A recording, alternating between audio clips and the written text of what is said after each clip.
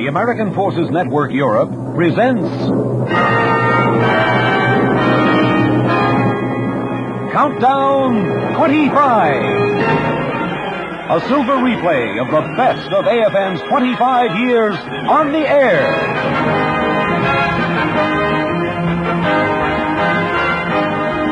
Good evening, ladies and gentlemen, and welcome to Countdown 25, a special series devoted to recalling the sounds of the past quarter century, the sounds of music, the sounds of comedy, the sounds of drama and of history, the sounds broadcast to Europe by AFN Europe these past 25 years. Tonight, another year from AFN's Sound Scrapbook.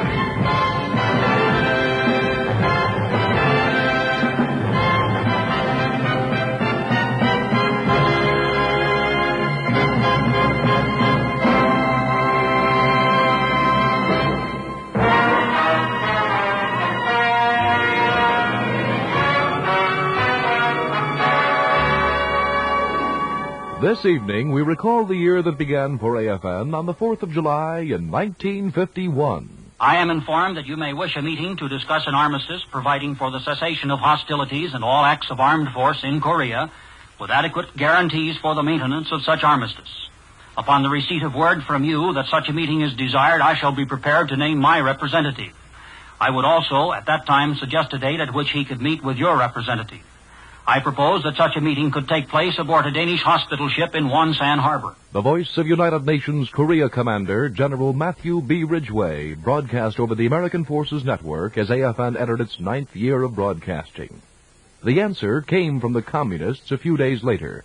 It, too, was broadcast on AFN. General Ridgway, we have received your reply dated July 3rd. We agree to send 3 liaison officers to Kaitung as you propose. We will prepare for the preliminary conference in the Kaitung area. If you agree to set a date of July 8th. Signed, General Jin Riteng, Commander-in-Chief of the North Korean Forces and North Korean Prime Minister, and General Peng Zhe-Huai, Commander of the Chinese volunteer units in Korea. The war was far from over, but on July 10th, 1951, truce talks began, and peace was one step closer to reality. Dear one, the world is waiting for the sunrise. Every road is covered with dew, and while the world is waiting for the sun rises, my heart is calling you. One might read into the lyrics of this 1951 hit by Les Paul and Mary Ford. They seem to symbolize the mood that had gripped Americans as the end of the Korea conflict appeared to be, at least, on the horizon. Dear one, the world is waiting for the sunrise. Every little roadside is covered with dew, and my heart is calling for you to trust on high. Its sleepy maid is calling, and my heart is calling you.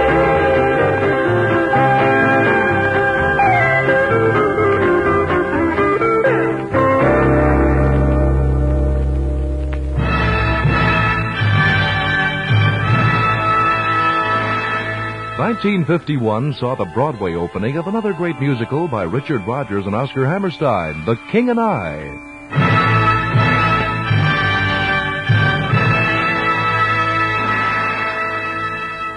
Based on the novel Anna and the King of Siam, The King and I went on to run over 3 years, enchanting both theater audiences and, through the original cast records, radio listeners alike.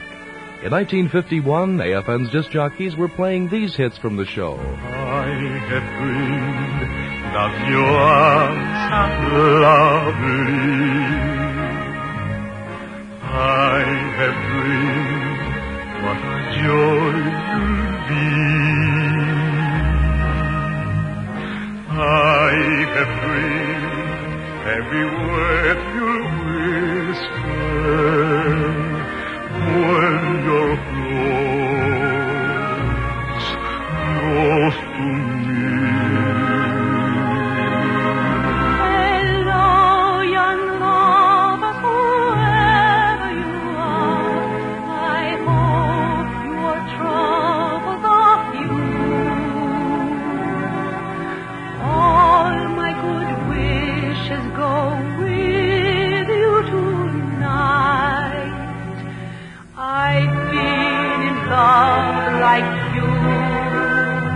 Shall we dance on a bright cloud of music? Shall we fly? Shall we dance? Shall we then say goodnight and mean goodbye? Or perchance, when the last little star has left the sky, shall we still be together with our arms around each other? And shall you be my new romance? On the clear understanding that this kind of thing can happen, shall we dance? Shall we dance? Shall we dance? Getting to know you. Getting to know you. Getting to know all about you. Getting to like you.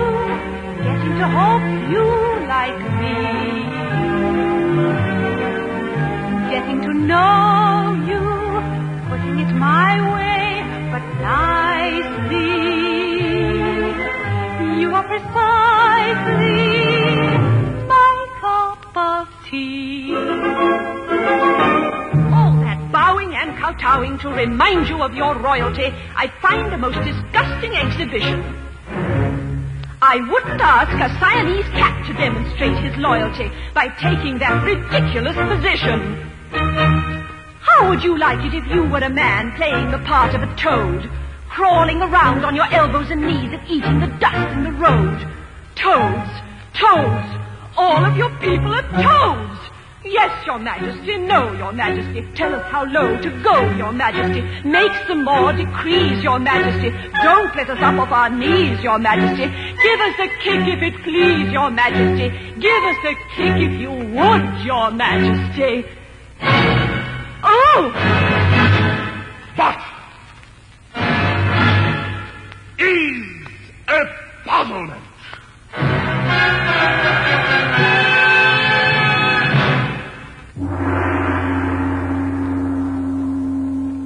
In the summer of 1951, the Stars and Stripes reported that AFN had grown from its debut in London as a comparatively puny whisper from 5 transmitters to a full-throated radio network with a devoted following all across the continent, as well as in England, Scandinavia, and Africa. To Americans stationed abroad, AFN remained a touch of home. To the foreign eavesdroppers, AFN was their first touch of American-style radio.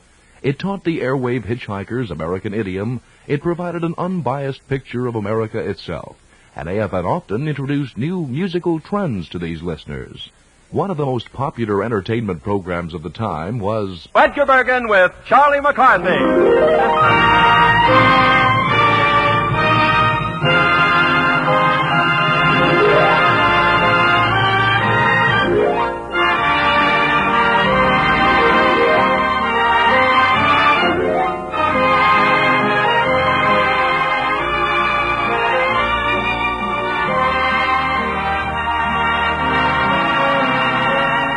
It's Sunday night and time again for Edgar Bergen with Charlie McCarthy. Mortimer Snerd and Ray Noble in his orchestra. Tonight our special guest is one of the screen's newest stars, Mr. Wendell Corey.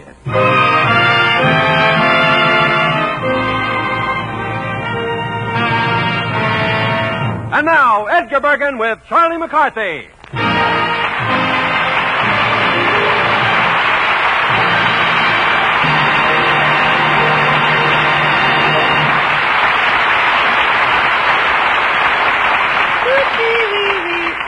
Oh, thank you. And if any of you folks want an autographed picture of me, Please send a self-addressed envelope with $12.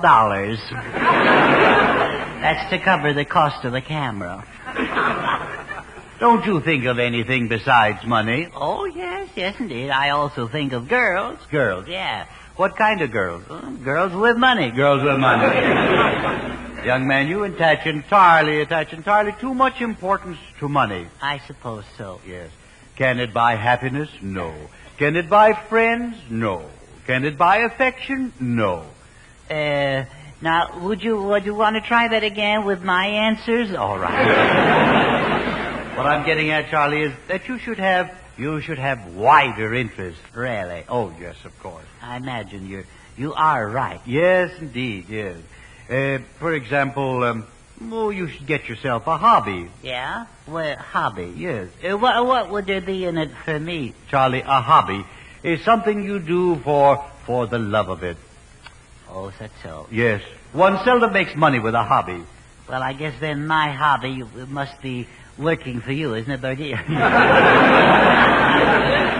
I derive much happiness from a hobby, which is paleontology. Oh, really? Yes. Do you know what that is? No, but I'm sure it can be cured with penicillin. Oh. Paleontology is the scientific study of bones. Oh, it is. Bones, yes. Well, if it can teach me to make six the hard way, I'll go for it. No. Don't scoff, Charlie. Paleontology has become surprisingly popular here in the movie colony. Do you know what picture star is the most avid collector of old bones? Well, offhand, I'd say Lassie. No. All right. No, it's my good friend Wendell Corey. You know, he started me on my collection, and I'm very proud of it. For instance, this bone. This bone is of a Brontosaurus sexcellus. Oh, really? Yes. Oh, no. Yes. Of course, there are some people who don't know a Brontosaurus from a Stegosaurus. Oh, heavens to Betsy. Yeah. Let's have nothing to do with them. No. The ignorant louts. Yeah. Now, these animals lived about the same time as our first ancestors, the Neanderthal man. Yeah? They used to drag each other around by the hair. Yeah.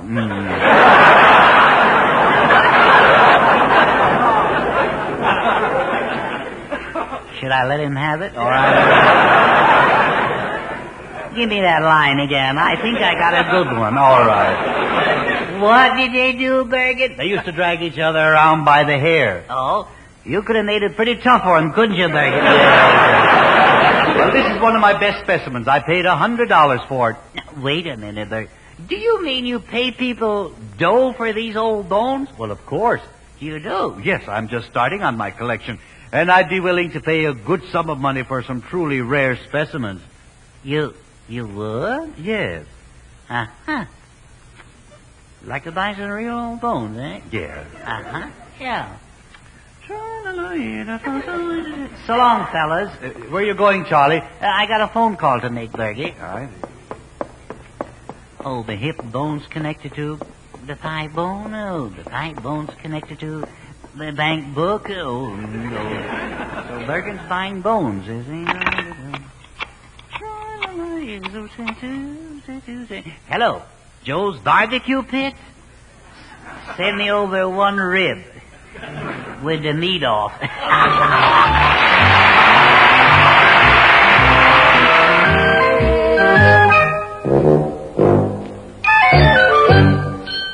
The Academy of Motion Picture Arts and Sciences decided that the best picture of 1951 was An American in Paris.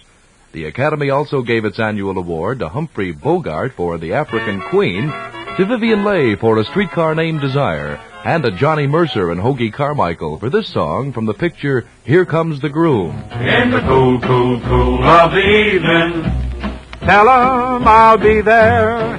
In the cool, cool, cool of the evening, save your pappy a chair. When the party's getting a glow on and singing fills the air. In the shack of the night when the dudes are right, well, you can tell 'em I'll be there.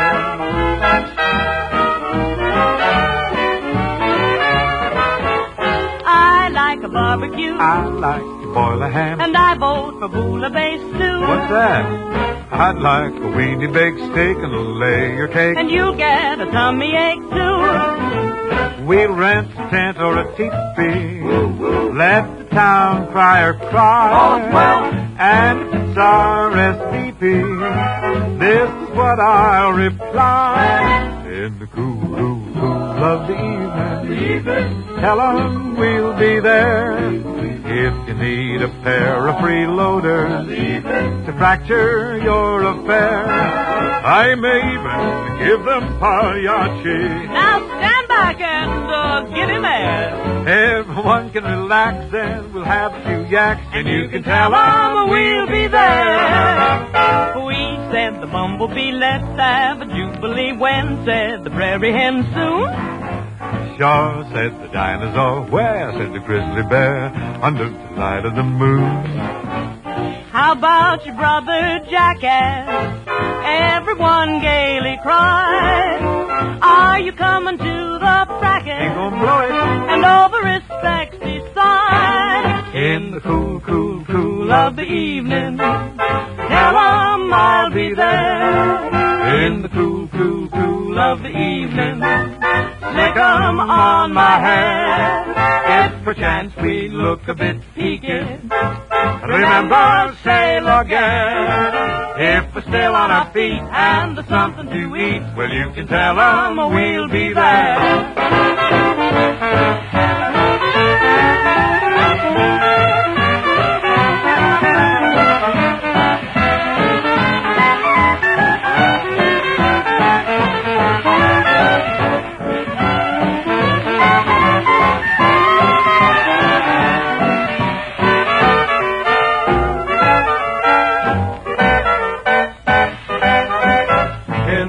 Cool, cool of the evening, tell 'em I'll be there. In the cool, cool, cool of the evening, better save a chair. When the party's getting the glow on and singing fills the air. If there's gas in my hack and my laundry is back, If there's room for one more and you need me, why sure. If you need a new face or a tenor or bass, if I can climb out of bed and put a head on my head, well, you can tell 'em we'll be there.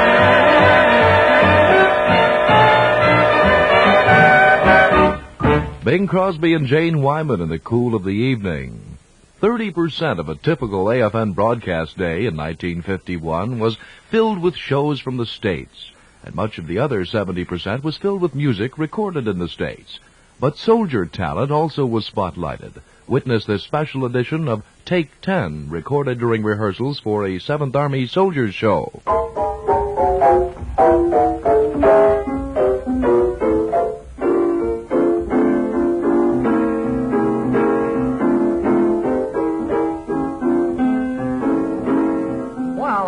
Come on in. Oh, glad to, Al. Say, what's this about a big 7th Army Soldier show? This is your Armed Forces I&E guide in Nuremberg, and we've got the info a little bit, but we want to know what's going on down here in the Palace of Justice. Well, as I say, you come to the right place. This is where we do all the writing for the big, extra super soldier show that 7th Army is putting on. It's extra super special. It is. It's not to be confused, incidentally, with the two wonderful shows that are on the road now, one with Vic Damone and another unit with the Coraliers that are on the road now. This is the end-all and the here-all. This is the big one that we're working on now. Well, how about the big man we're talking to right now? Let's identify ourselves for our Armed Forces I&E. Well, yeah, in case you're keeping score, my name is Corporal Al Vineker, and I'm from over Würzburg Way, the 194th Field Artillery.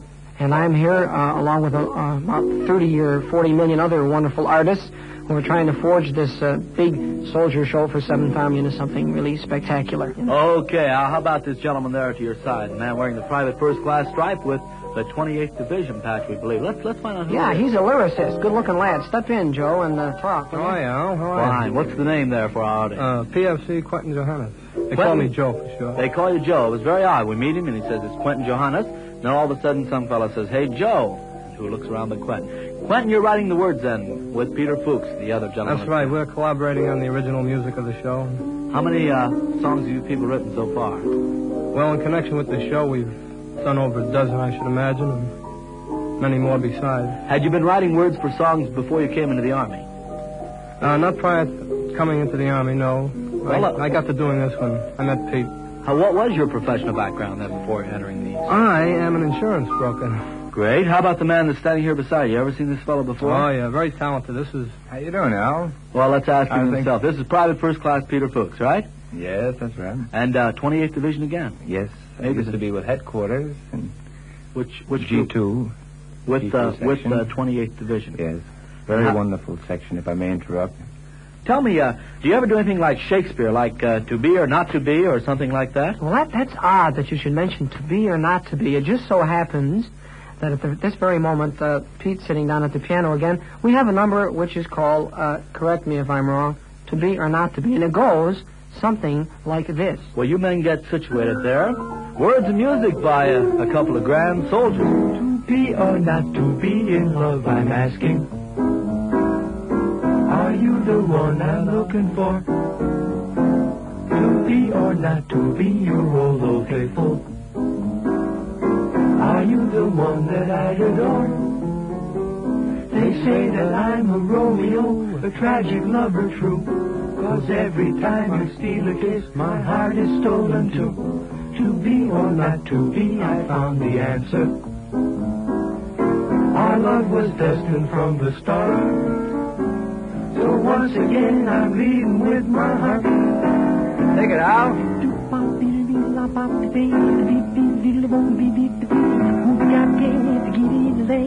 Go, man, go.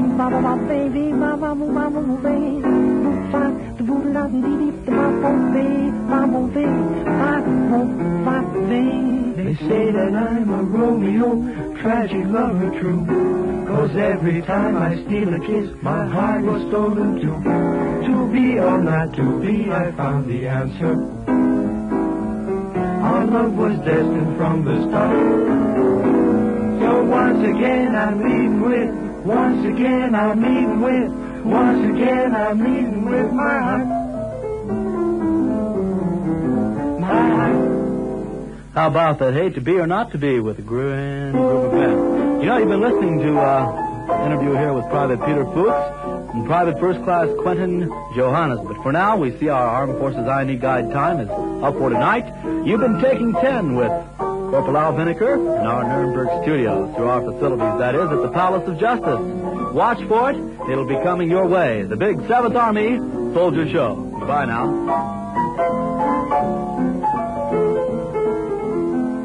Following the success of their musical Brigadoon, Alan J. Lerner and Frederick Lowe reappeared on Broadway in 1951 with a delightful spoof on the Gold Rush days. Paint Your Wagon, not a big box office success, but many of the show's songs have lived on to entertain down through the years. Songs like Whispering Star, I Talk to the Trees, and They Call the Wind, Mariah. Yeah, Jake. Play something. Let's hear something besides the wind blowing through them dang hills.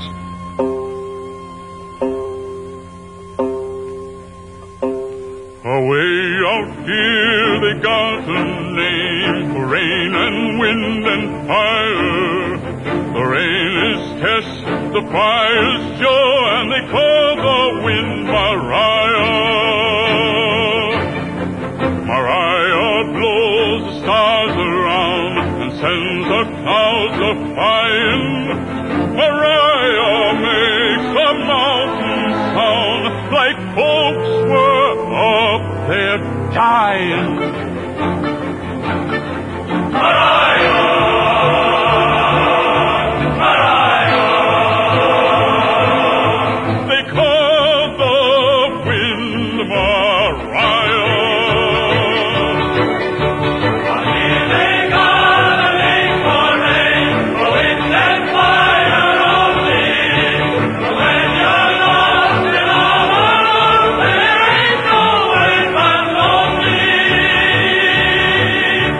And lonely man without a star to guide me. Mariah, blow my love to me. I need my girl beside me. Mariah, Mariah.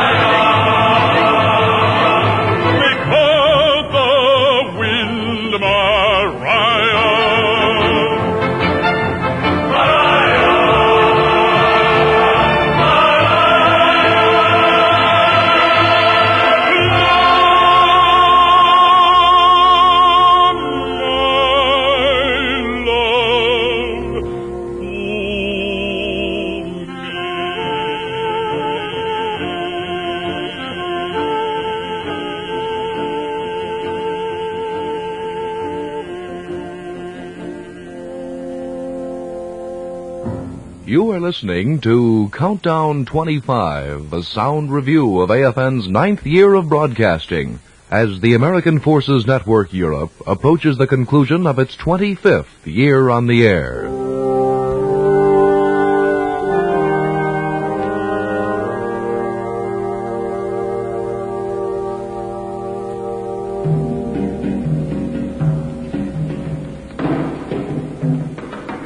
Two years before the fighting ended in Korea, AFN News reported that the truce talks were continuing unabated. But correspondents could report little progress in the autumn of 1951. The voice of UN negotiator Admiral Turner Joy. We are proceeding in good faith, prepared to do our part to bring about an honorable armistice under terms that are satisfactory to the United Nations Command. UN Commander General Matthew Ridgway had a similar report.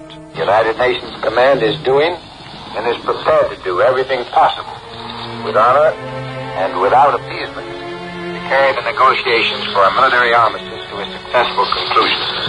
We have been patient, we have been firm, we have been reasonable. We shall continue to be so long as the negotiations hold out any hope of eventual success.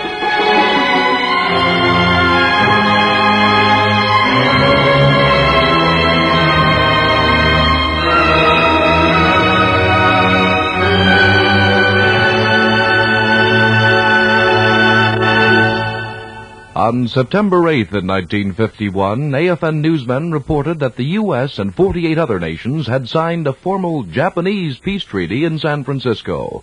And on October 19th, war between the United States and Germany formally ended. Autumn also brought the annual World Series fever, and then, as now, AFN rebroadcast the climactic games directly from the States. 1951's pennant race brought one of the most exciting moments in sports, to say nothing of radio. It came in the final moments of the National League playoff game between the Giants and the Dodgers. The Dodgers were winning 4-2 when the Giants' Bobby Thompson stepped up to bat. Russ Hodges was doing the play-by-play. One out, last of the ninth. Blanca pitches. Bobby Thompson takes a strike call on the inside corner. Bobby hitting at .292. He's had a single and a double, and he drove in the Giants' first run with a long fly to center. Brooklyn leads at 4-2. Hartog down the line at third, not taking any chances. Lockman without too big of a lead at second, but he'll be running like the wind if Thompson hits one. Blanca throws. There's a long drive. It's going to be, I believe. The Giants win the pennant. The Giants win the pennant. The Giants win the pennant. The Giants win the pennant. Bobby Thompson hits into the lower deck of the left field stand. The Giants win the pennant, and they're going crazy. They're going crazy. I don't believe it. I don't believe it. I do not believe it. Bobby Thompson hit a line drive into the lower deck of the left field stands, and the place is going crazy. The Giants, Horace Stoneham has got a winner. The Giants won it by a score of 5-4, and they're picking Bobby Thompson up and carrying him off the field. And the Dodgers trail off. And if you want to put a little frosting on the cake, Bobby Thompson drove in 3 runs for a total of 100. Now, ladies and gentlemen, the Giants went on to face the Yankees in the series, and Mel Allen did the play-by-play of that final game over AFN. So we're ready. Whitey Lockman on second base. The stretch by Bob Cazava. Here's the pitch to Evars. Swung on. There's a line drive to right field. Hank Bauer comes fast, makes the catch, and the World Series is over.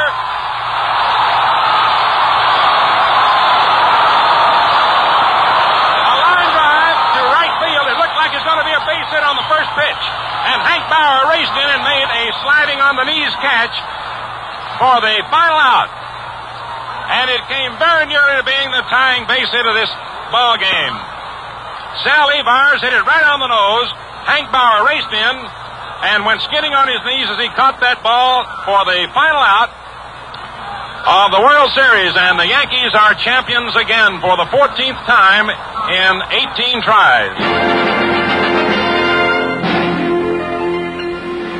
The winter of 1951 will long be remembered. As Christmas approached, the newly established Armed Forces Korea Network, as well as the American Forces Network Europe, offered this treat for their GI listeners. From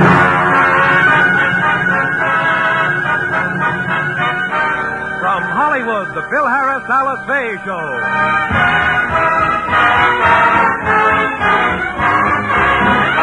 For your enjoyment, here is the Phil Harris Alice Faye Show. Written by Ray Singer and Dick Chevrolet, with Elliot Lewis, Walter Tetley, Robert North, Janine Roos, Ann Whitfield, Walter Sharp in his music, yours truly, Bill Foreman, and starring Alice Faye and Phil Harris.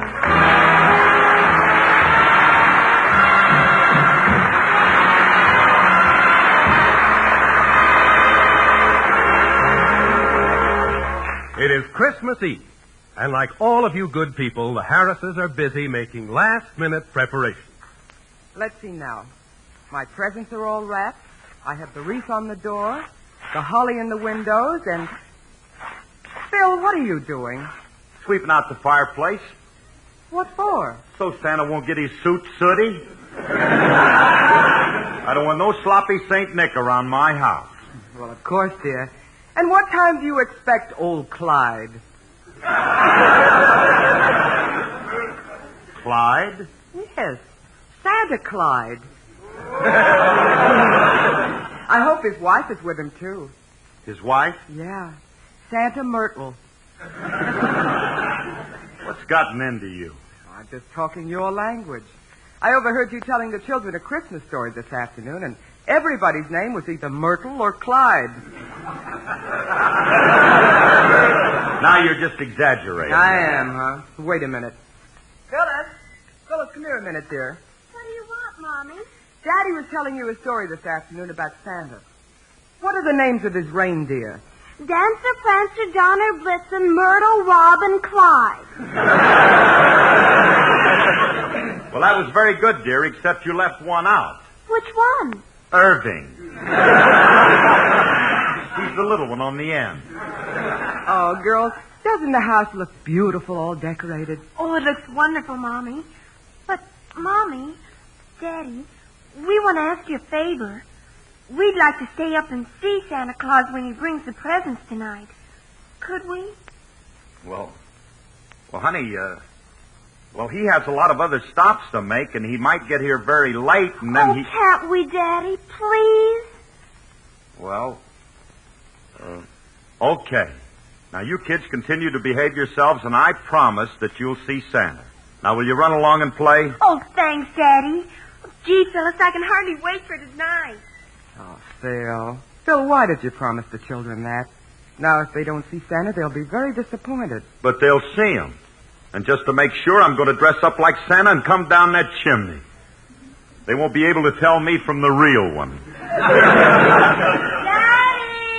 Yes, dear? Don't you dress up and make believe you're Santa like last year. Boy, was that corny.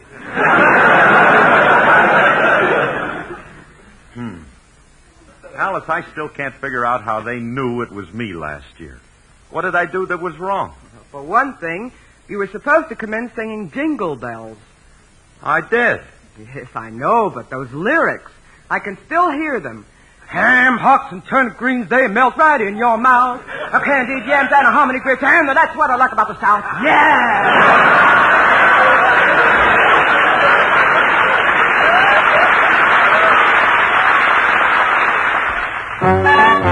Hoagie Carmichael and Cass Daly teamed up on one of the biggest hits of 1950. Abba-dabba-dabba-dabba-dabba-dabba-dab, said the chimney to the monk.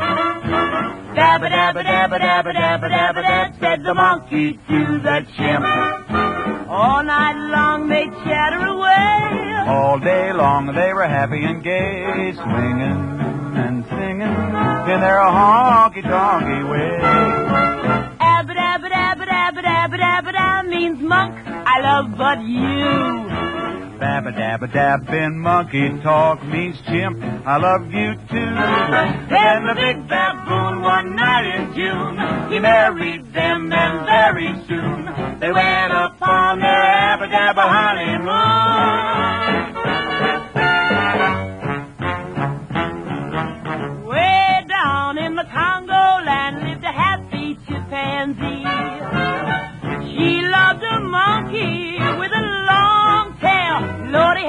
loved him.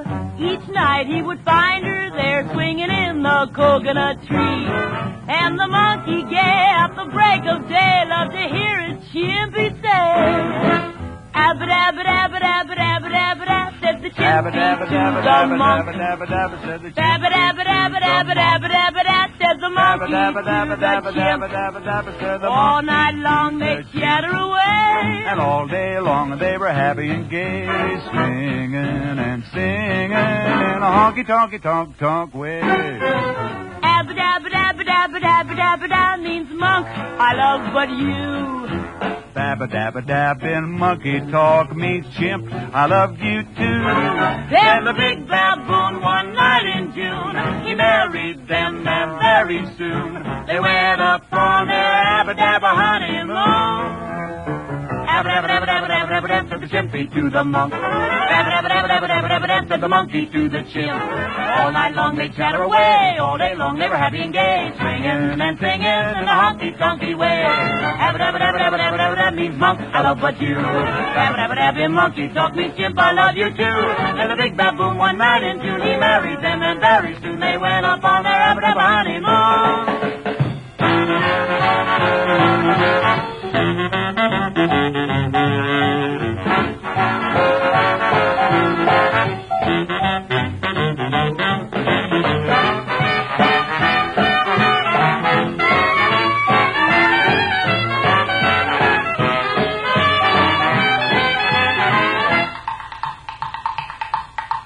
Abba-dabba-dabba-dabba-dabba-dabba means monk, I love but you.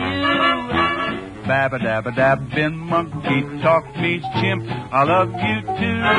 Then the big baboon one night in June, he married them and very soon they went on their abba-dabba-dabba. How they loved their abba-dabba-dabba, their abba-dabba-dabba-dabba-dabba-dabba honeymoon. These songs also hit the AFN airwaves and the hit lists in 1951, the songs receiving most of the requests on AFN's request shows that year.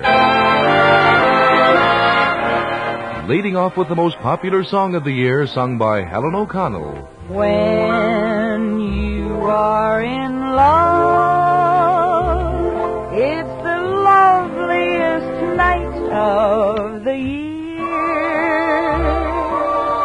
Stars twinkle above, and you almost can touch them from here. Words fall into rhyme anytime you are holding me near. When you are in love, it's the loveliest night of the year. They try to tell us we're too young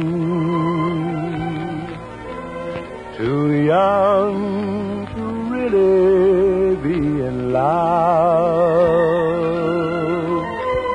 They say that love's a word we've only heard, but can't begin to know the meaning of.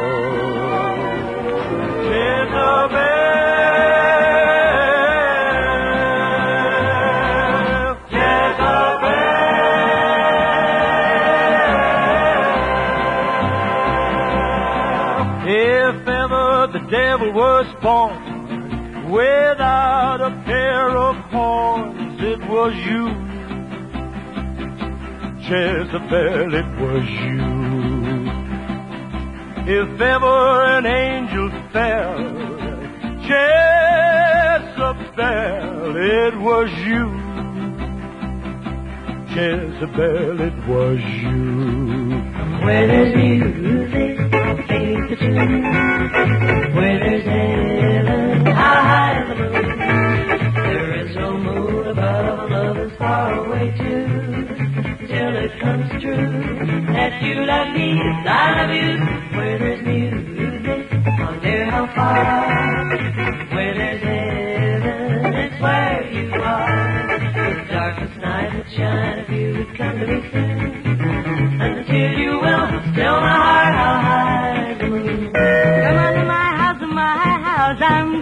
give you candy. Come on to my house, I'm gonna give you everything. And a dark and a rope with an eye, and her hair hung down in wrinkles. She was a nice girl, a proper girl, but one of the roving kind. Up of old Smoky,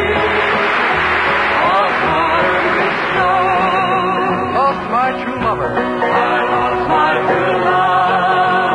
Parting so slow. Parting so slow. So come all you maidens. So come all you young maidens. And listen to me. And listen to me.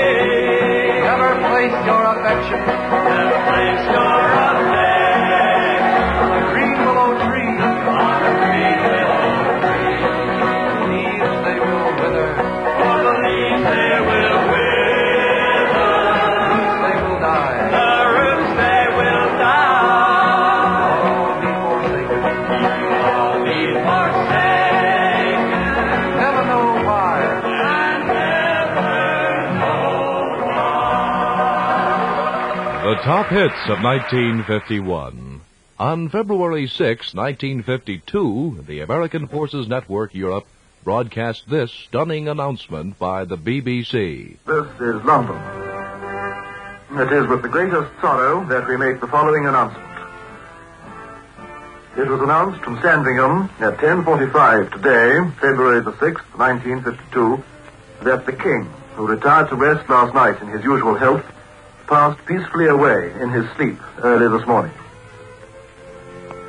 On behalf of all listeners, the BBC offers profound sympathy to Her Majesty the Queen and the royal family. AFN's London correspondent, Fred Upper, describes the scene in the British capital at that moment. A thin gray rain fell on a grief-stricken people today as the British learned their king, George VI, had died in his sleep early this morning. So their thoughts went not only to the country estate where his body now lies, a stone's throw from the royal cottage that saw his birth 56 years ago, but even more, thousands of miles to the south, where his daughter, vacationing in Africa, automatically became Queen Elizabeth II of Great Britain. Meanwhile, plans are being made to bring the late king's body to London, where it will lie in state at ancient Westminster Hall that has seen the pageant of English history for more than 800 years. Burial will be at nearby Windsor, where members of his family who preceded him on the throne now rest. Already the British have gone into mourning for their dead monarch. Policemen and football players wear black armbands. Stores have redecorated their windows in somber colors. Theaters are closed tonight, and flags flap mournfully at half-mast. It's been a dismal day for the British, relieved only by unanimous wishes for a happy, lengthy, and peaceful reign for the young woman who now becomes their monarch. And Winston Churchill, having just resumed the duties of Prime Minister, speaks to his countrymen. During these last months, the King walked with death, as if death were a companion, an acquaintance whom he recognized and did not fear. In the end, death came as a friend. And after a happy day of sunshine and sport, and after good night to those who loved him best, he fell asleep, as every man or woman who strives to fear God and nothing else in the world may hope to do. I, whose youth was passed in the august, unchallenged, and tranquil glories of the Victorian era, may well feel a thrill in invoking once more the prayer and the anthem. God save the Queen.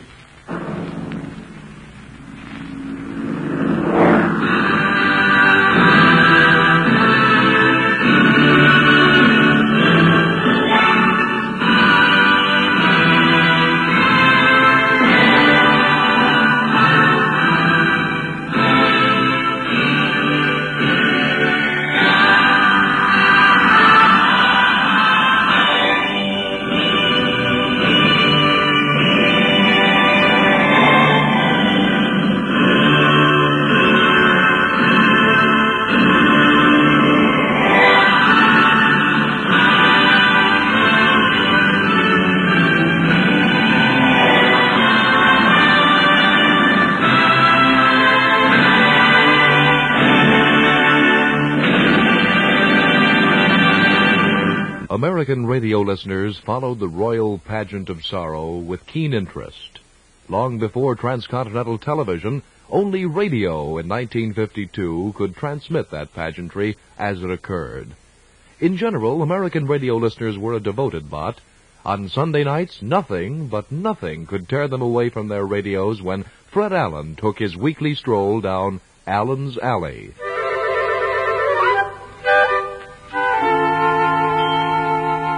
Well, Portland, here we are back in Allen's Alley. Say, the senator's home tonight. His hound dog is curled up there under the porch. See it? Somebody, I say, somebody knock. Yes, I know. Claghorn's the name, Senator Claghorn. I know. You're from Dixie. When I eat crackers in bed, I only eat Georgia crackers. Now, wait a minute. When I leave New York, I always take the South Ferry. Now, wait a look. Way down upon the Swanee River. Look, you're a little... I'm singing Swanee songs. Well, I know what you're singing. Show some reverence, son. Kneel down and uncover. Now, wait a minute. Now, I wonder how Titus Moody is doing. Howdy, Bub. They're starting to sound like Dennis Day, Titus. Tell me, Mr. Moody, do you have any trouble sleeping?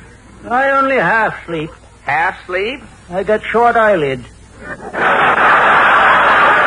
Are you the only one awake on the farm? A cow had insomnia. Your cow didn't sleep at all? The bags under her eyes were so big, I didn't know which end to milk. You were confused, eh? Yeah. First time I milked the wrong end and got 2 buckets full of homogenized tears. Let's try this next door here. No? Oh, Mrs. Nussbaum. You're expecting maybe Hoagie Carbuncle. Tell me, Mrs. Ann, do you have trouble sleeping? Who could sleep? Every night with his dreaming, my husband Pierre is waking me up. He dreams, huh? Always his different things. Dreams these different things? How do you mean? One night Pierre is dreaming he is the lone stranger. Yeah? All night long he is yelling, "Hi-ho, Silver!" Hi-ho, Silver, huh? Upstairs is living a Mr. Silver. Yeah? All night he is yelling back, "Hi-ho, Nussbaum!"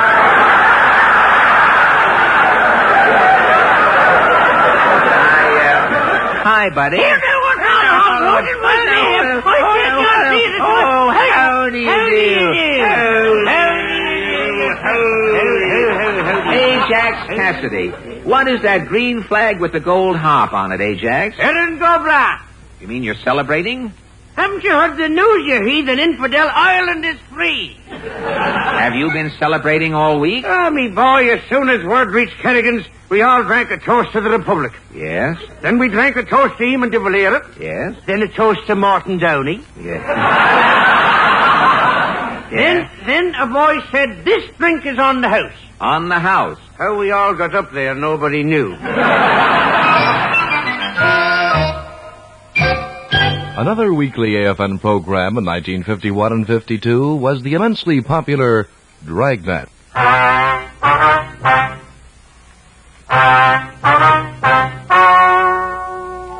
Ladies and gentlemen, the story you are about to hear is true. The names have been changed to protect the innocent. Dragnet.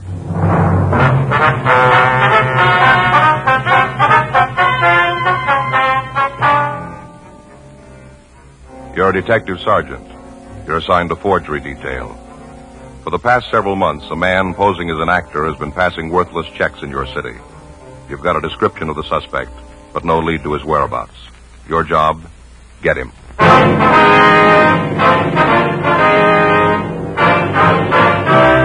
Dragnet, the documented drama of an actual crime. For the next 30 minutes, in cooperation with the Los Angeles Police Department, you will travel step by step on the side of the law through an actual case transcribed from official police files. From beginning to end, from crime to punishment, Dragnet is the story of your police force in action. And for the younger generation, always an important part of AFN's audience, Cisco and Pancho were Saturday AFN headliners.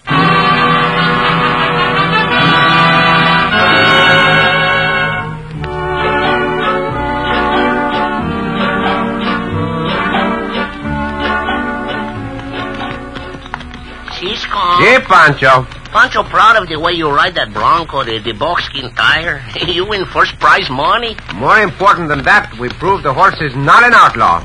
Pancho think it more important we prove those outlaws Williams and Johnson guilty of the robbery. Since we found out they were arresting Senorita Judy's cattle, you can be sure they will stay in jail for a long time. Pancho afraid maybe Pancho have to go to jail to get away from that Senorita Opal. Well, what is the matter with her, Pancho? Oh, she too fat. She fatter than Pancho or Big Maria. That why Senorita Judy buy her the violin. Oh, I did not know Senorita Opal plays the violin. Oh, she not play the violin. She just need it for a place to rest her chin. Oh, Pancho! Oh, she's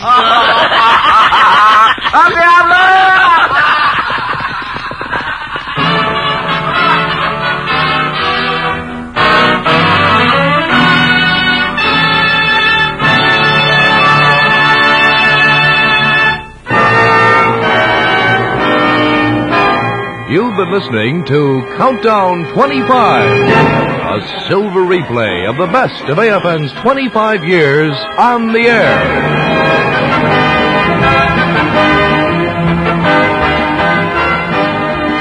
Tonight, AFN has brought you the sounds of its 9th year of broadcasting, the sounds that began emanating from AFN's transmitters on the 4th of July in 1951. Tomorrow evening and each evening at this same time until July 4th, 1968, AFN will present a sound review of the years that has been serving American forces in Europe. A countdown to AFN's silver anniversary.